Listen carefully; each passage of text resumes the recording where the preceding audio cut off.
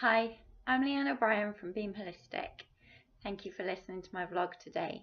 Today I want to talk to you about something that comes up really frequently when I'm working with clients on a one-to-one basis. Most people that I speak to that are going through a challenging or difficult time, in some way someone around them is making that even more difficult. And the client that I work with tends to get frustrated, hurt, upset, anxious, let down, disappointed, betrayed by however that person that they thought they were close to is now hurting them. When I speak to people who are going through this kind of challenge, there's a real common theme of them really wanting and needing that person to behave in a different way. But what happens is that it creates really the wrong energy. When we're doing that, we're really kind of trying to force people to behave in a way that they're not capable of behaving. We all behave and react to experiences completely dependent upon our own experiences in life. And some of us are just not capable of responding in a way that others of us would expect. So the way that I help clients understand this is actually by using Dave. Dave's my dog. And as you can see, he's really thrilled to be on camera, pretty stressed out, got a hard life. I love Dave to bits, and if there was some kind of genie that would appear right now, I would think one of my wishes might be that Dave could talk. But unfortunately, Dave can't talk. And I could spend all day, every day, trying to help Dave to learn to talk.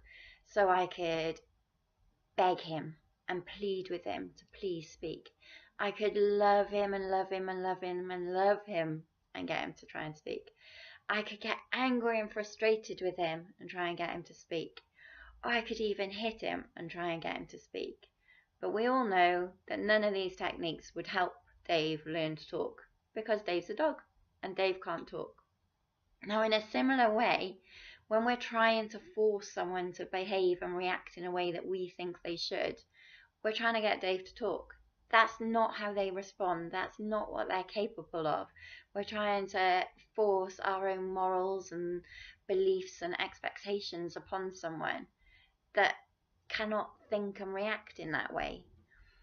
When you can accept that, and when you can kind of understand that people are behaving in the way that is acceptable for them with the experience and knowledge and understanding they've got, you actually free yourself from a lot of that pain, hurt and grief that you carry.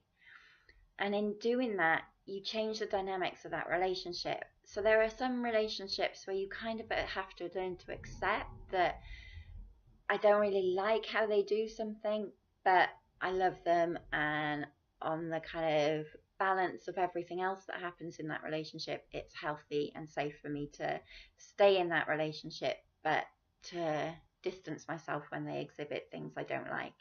However, there are also relationships you have with people where you understand that you actually need them to behave in a different way and they're not capable of that. And it's not healthy for you to stay in a relationship where they're not behaving in a different way. When you accept and understand that, then the safest thing to do is actually to just walk away for your own well-being.